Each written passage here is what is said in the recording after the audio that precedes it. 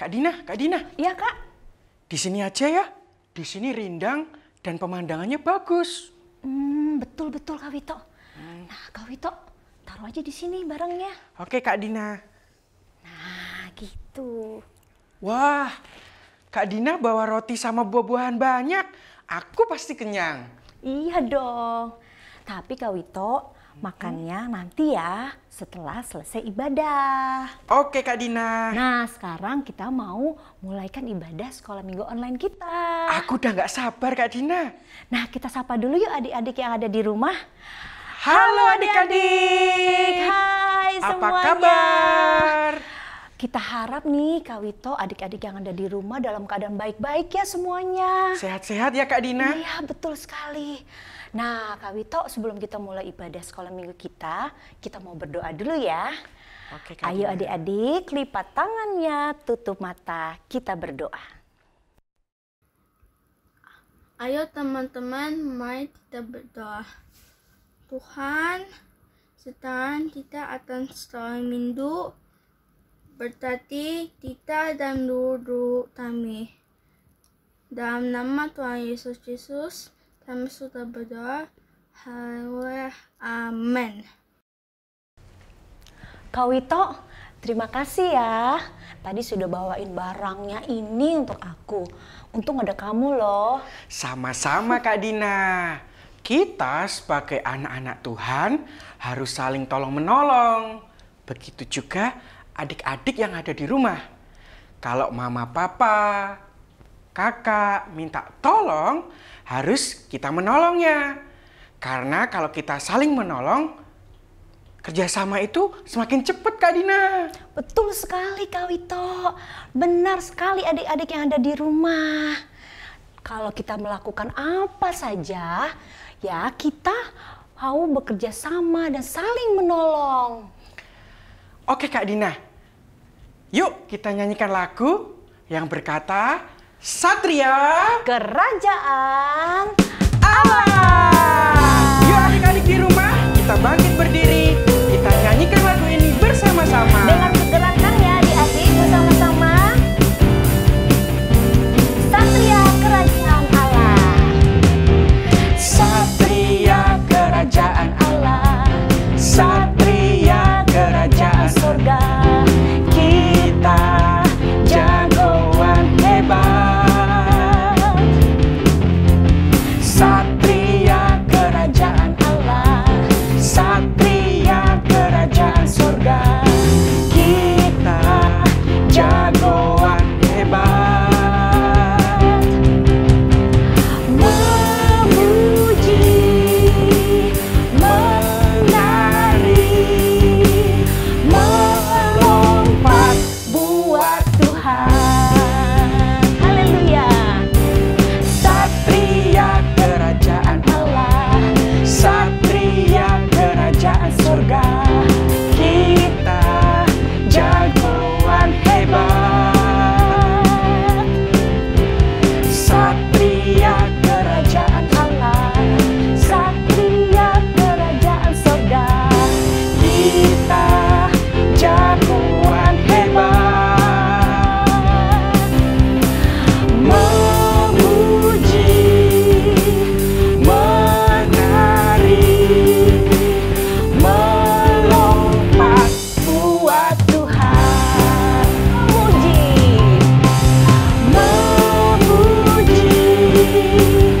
menari, melompat buat Tuhan. memuji, menari, melompat buat Tuhan. Haleluya. Kita adalah Satria Kerajaan Allah. Satria Kerajaan Allah pasti mau bekerja sama. Benar sekali Kak Wito. Dan juga harus selalu bersukacita dalam menolong dan membantu banyak orang. Benar sekali, Kak Dina. Adik-adik di rumah bersuka cita? Tentunya bersuka cita dong. Nah, sekarang kita mau menyanyikan pujian Dalamnya Hatiku Jadikanlah. Selalu bersinar terus.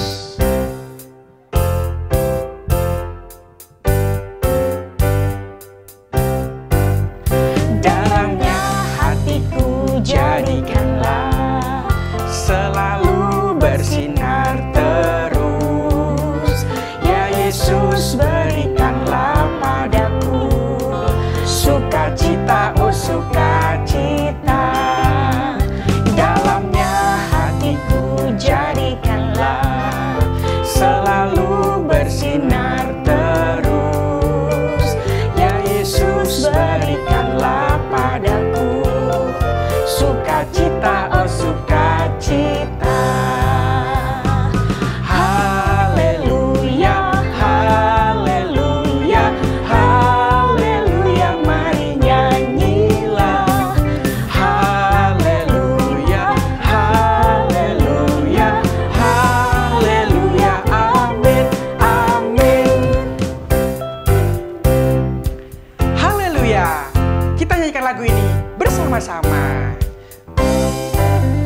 Dalamnya hatiku jadikanlah selalu bersinar terus.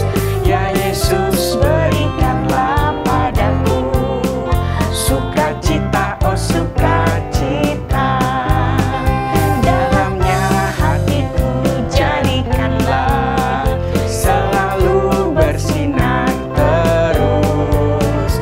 Ya Yesus, berikanlah padaku sukacita, oh sukacita. Haleluya, haleluya, haleluya, mari nyanyilah. Haleluya, haleluya, haleluya, amin, amin. Haleluya, haleluya, haleluya, mari nyanyilah. Haleluya, haleluya, haleluya, amin, amin. Haleluya, haleluya, haleluya, mari nyanyilah. Haleluya, haleluya, haleluya, amin, amin. Haleluya. Puji Tuhan. Kita sudah memuji dan membesarkan nama Tuhan. Tiba saatnya kita untuk mendengarkan firman Tuhan. Mari adik-adik, kita angkat pujian yang mengatakan, ku ingin dengar cerita firman Tuhan.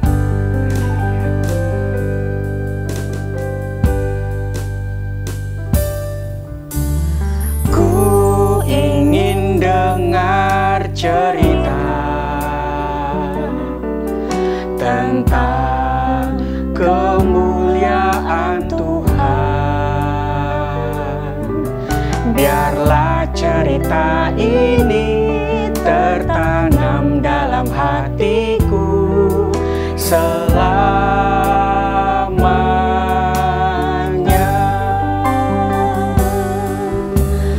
Ku ingin dengar cerita tentang kemuliaan Tuhan. Biarlah cerita ini tertanam dalam hatiku selamanya. Sekali lagi, ku ingin dengar cerita. Ku ingin dengar cerita. Haleluya. Tentang Kemuliaan Tuhan. Biarlah cerita ini tertanam dalam hatiku selamanya.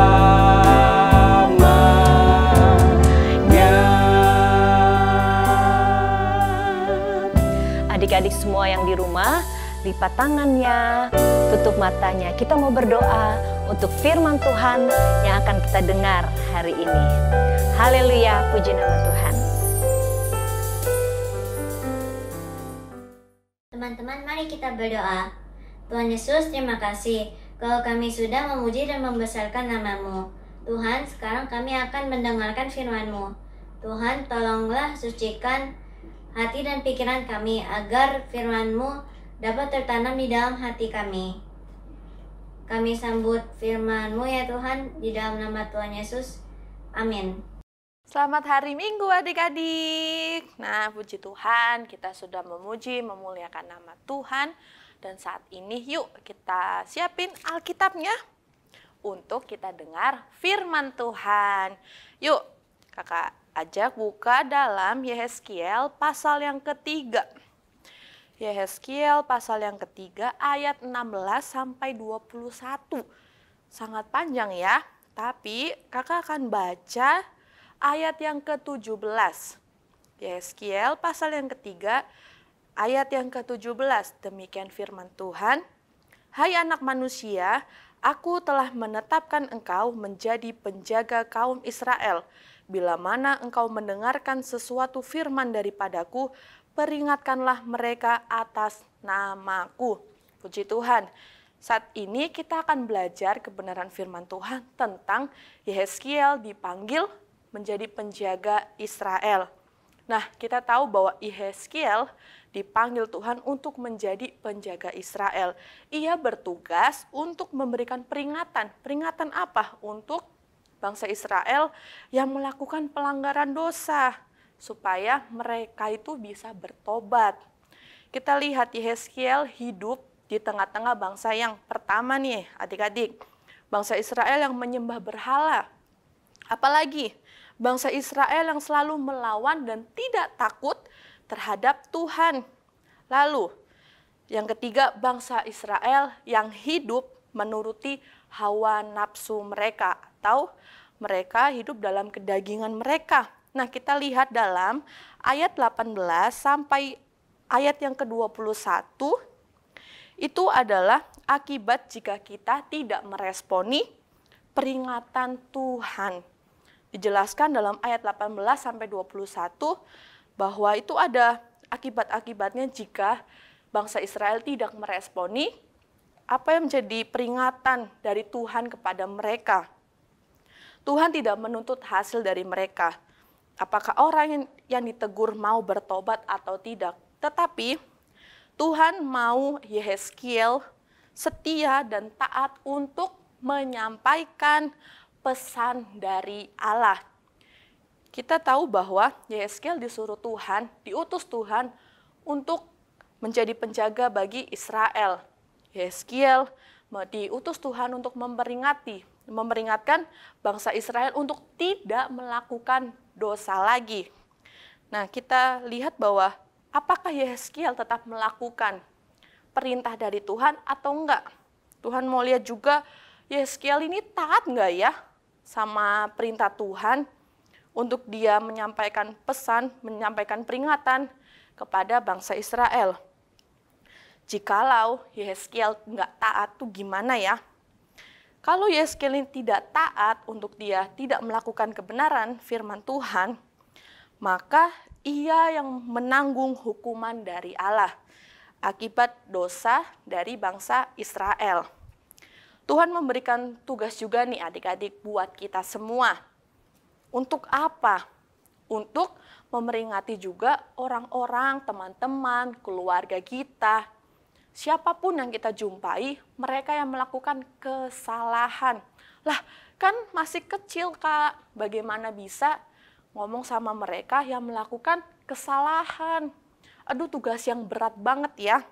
Tetapi kita sebagai anak-anak yang sudah diselamatkan, Tuhan memberikan tugas khusus buat kita untuk memberikan mereka teguran, untuk memperingati mereka untuk tidak melakukan dosa lagi, untuk tidak hidup di dalam dosa yang mereka lakukan. Tentunya kita memperingati mereka, kita mengingatkan mereka dengan hikmat yang dari Tuhan. Dan ini adalah bukti bahwa kita sebagai anak-anak Tuhan itu mengasihi mereka yang berbuat dosa, mereka yang belum percaya kepada Tuhan. Tugas kita adalah hanya menasehati mereka.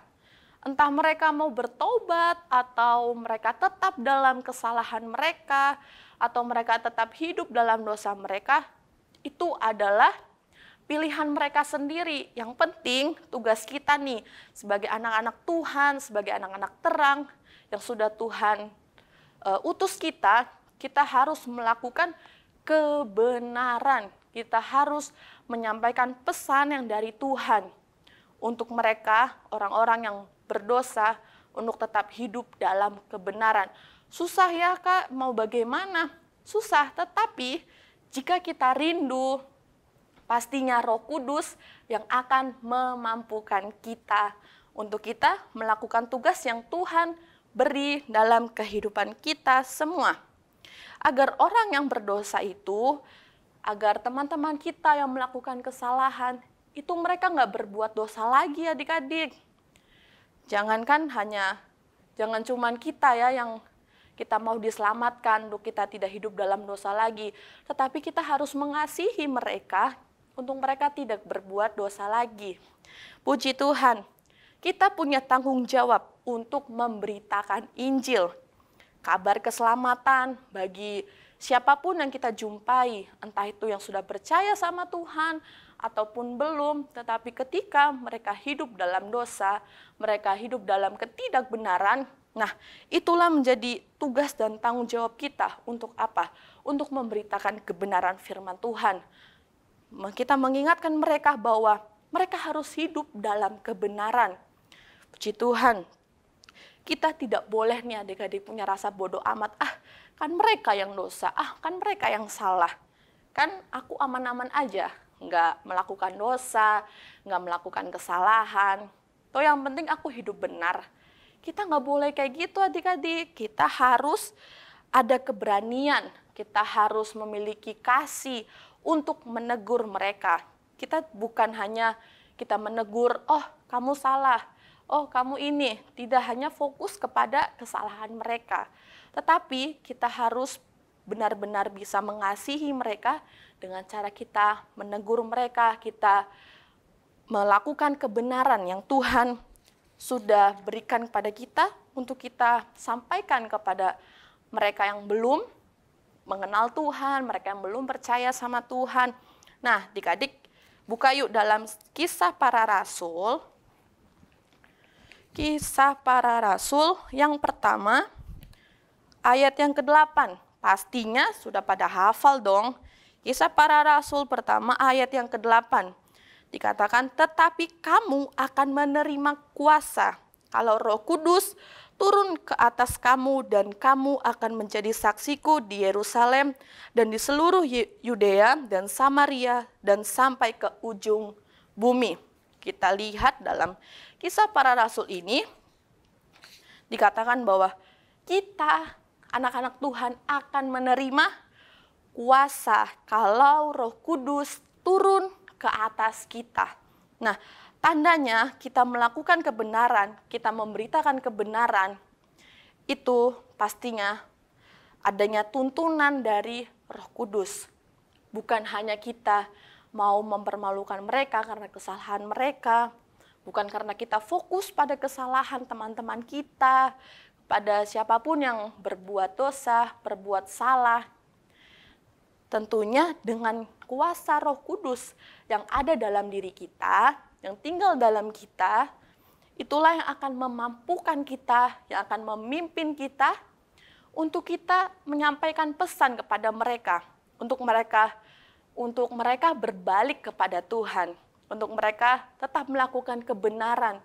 Karena melakukan kebenaran adalah hal yang terindah dalam kehidupan kita tentunya, walaupun kita harus bayar harga, walaupun kita harus menanggung segala apapun yang terjadi, tetapi kita percaya bahwa ketika kita melakukan kebenaran, maka kita akan hidup berkenan di hadapan Tuhan. Nah, terus beritakan kebenaran kepada orang yang belum percaya kepada Tuhan. Kita buka dalam Kisah Para Rasul. Kembali lagi nih. Dalam Kisah Para Rasul, kita akan baca dalam pasal yang keempat. Kisah Para Rasul 4 ayat 12. Kisah Para Rasul 4 ayat yang ke-12. Demikian firman Tuhan, dan keselamatan tidak ada di dalam siapapun juga, selain di dalam Dia, sebab di bawah kolong langit ini tidak ada nama lain yang diberikan kepada manusia yang olehnya kita dapat diselamatkan. Wah, kita lihat dalam ayat yang ke-12 ini, keselamatan tidak ada di dalam siapapun juga, selain di dalam Dia. Dia di sini, D-nya besar, berarti Dia ini di dalam Dia, di dalam Tuhan Yesus pastinya. Sebab di bawah kolong langit ini tidak ada nama lain yang diberikan kepada manusia yang olehnya kita dapat diselamatkan.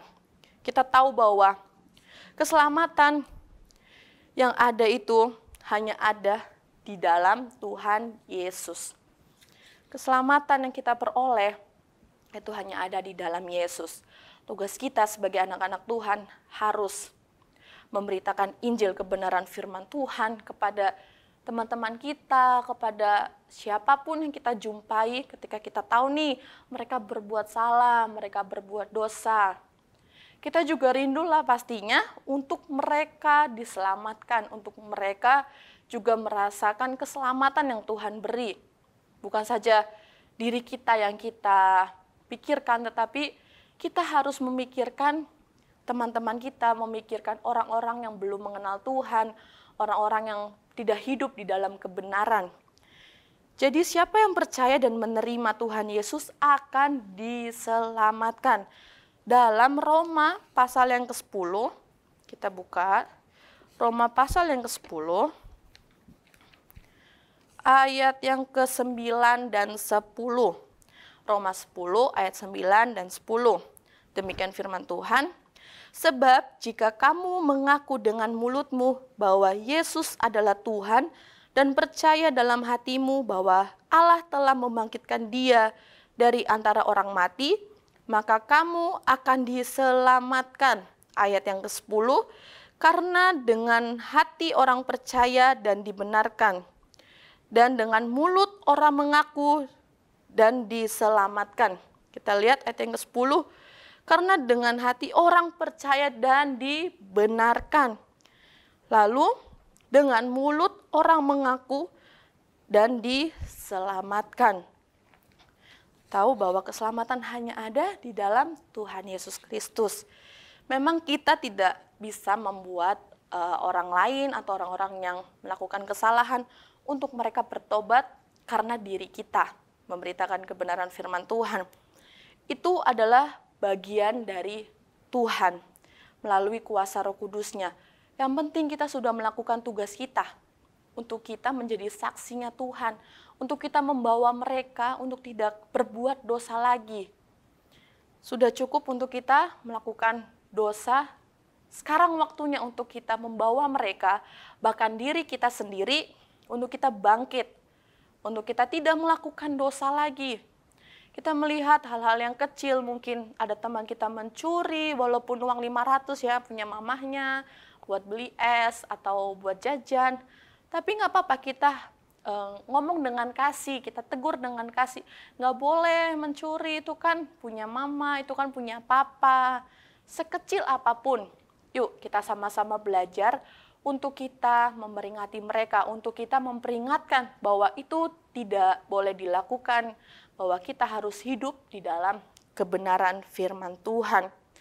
Puji Tuhan, tugas kita adik-adik ingat bahwa kita melayani sesama kita memberitahui mereka, kita menasehati mereka, kita menegur, buat orang-orang yang tidak hidup dalam kebenaran, membuat mereka terus ada rasa ingin mereka jauh dari dosa, sehingga mereka bisa menghidupi kebenaran firman Tuhan. Kita mau terus dipakai oleh Tuhan untuk memberitakan Injil, untuk memberitakan kabar baik, sehingga semakin banyak orang boleh diselamatkan, sehingga semakin banyak orang-orang di luar sana boleh kenal Tuhan. Karena kita tahu bahwa keselamatan hanya ada di dalam Tuhan Yesus Kristus. Kita lihat nih ayat hafalan kita. Nah, jadi kita sudah mendengarkan firman Tuhan, dan biarkanlah firman Tuhan itu terus tinggal dalam hati kita ya adik-adik. Kita belajar melakukan kebenaran firman Tuhan. Nah, sekarang ayat hafalan kita terdapat dalam 2 Timotius pasal yang pertama, ayat yang ke-7. 2 Timotius 1 ayat yang ke-7. Dengerin baik-baik ya adik-adik. Demikian firman Tuhan, sebab Allah memberikan kepada kita bukan roh ketakutan, melainkan roh yang membangkitkan kekuatan, kasih, dan ketertiban. Sekarang kita tahu bahwa dalam ayat ini dikatakan bahwa Tuhan memberikan kita kuasa, bahwa Tuhan memberikan kita bukan roh ketakutan. Nah, ayat hafalan ini bukan saja kita hafalkan, lalu kita kasih kepada guru sekolah minggu kita, tetapi kita mau belajar untuk kita melakukan kebenaran firman Tuhan. Puji nama Tuhan. Kakak percaya bahwa Tuhan akan memampukan kita melakukan kebenaran firman Tuhan, sehingga kita bisa memberitakan kebenaran firman Tuhan ini bagi orang-orang yang ada di sekitar kita. Bukan saja kita memeringati mereka, bukan saja kita menegur kesalahan mereka, tetapi kita juga harus belajar bahwa kita mau hidup dalam kebenaran. Untuk kita tidak melakukan dosa lagi, untuk kita tidak melakukan kesalahan lagi sekecil apapun. Kiranya Roh Kudus yang terus akan menolong kita, yang akan memampukan kita untuk kita melakukan kebenaran firman Tuhan. Nah, puji Tuhan adik-adik, demikian kebenaran firman Tuhan. Kita tutup Alkitab kita dan kita mau berdoa untuk kebenaran firman Tuhan dan untuk mengakhiri ibadah di hari ini. Puji Tuhan, yuk sama-sama kita berdoa. Terima kasih Bapak yang baik, terima kasih buat ibadah yang diberkati pada hari ini. Bahkan firman-Mu yang telah mengingatkan kami untuk kami terus hidup dalam kebenaran. Dan kami boleh memberitakan kebenaran firman Tuhan bagi orang-orang yang ada di sekeliling kami. Tuhan terus taruh rasa kepedulian dalam kehidupan kami, untuk kami menegur orang-orang yang bersalah, untuk mereka tidak lagi Tuhan melakukan kesalahan mereka, sehingga kami semua boleh menerima keselamatan yang daripada Engkau. Terima kasih Bapa yang baik, terima kasih kami percaya Allah Roh Kudus terus akan menuntun kehidupan kami. Tuhan memberkati anak-anak yang ada dalam sekolah, kiranya Tuhan terus mengaruniakan dengan hikmat-Mu Tuhan. Kami percaya masa depan yang indah Tuhan telah sediakan dalam kehidupan mereka. Terima kasih Bapa yang baik, terima kasih kami terima kebenaran firman-Mu dengan hati yang bersyukur, dan kami mau untuk kami melakukan kebenaran firman-Mu. Hanya di dalam nama Tuhan Yesus Kristus. Haleluya, puji Tuhan. Amin. Tuhan Yesus memberkati adik-adik. Halo adik-adik, selamat hari Minggu. Oke, jadi minggu ini kreativitasnya Kak Fanya mau ngajakin kalian nih untuk menghafal 9 buah roh. Nih. Oke, yuk kita hafal sama-sama yuk. Ada kasih, ada sukacita, ada damai sejahtera, kesabaran, kemurahan, kebaikan, kesetiaan, kelemah lembutan, dan penguasaan diri. Nah, kalau udah hafal semua 9 buah roh, jangan lupa ya di videoin. Nah, videonya seperti ini. 9 buah roh: kasih, sukacita, damai sejahtera, kesabaran, kemurahan, kebaikan, kesetiaan, kelemah lembutan, dan penguasaan diri. Gampang kan? Nah, kalau adik-adik udah buat videonya, jangan lupa dikirim ke nomor WhatsApp di bawah ini. Kakak Fanya tunggu ya sampai tanggal 2 April. Nah, ada hadiah loh untuk 3 pemenang. Makanya jangan lupa ya dikirim. Penasaran kan hadiahnya apa? Makanya dikumpulin ya. Kakak Fanya tunggu. Oke, sekian kreativitas minggu ini. Selamat berkreativitas. Dah.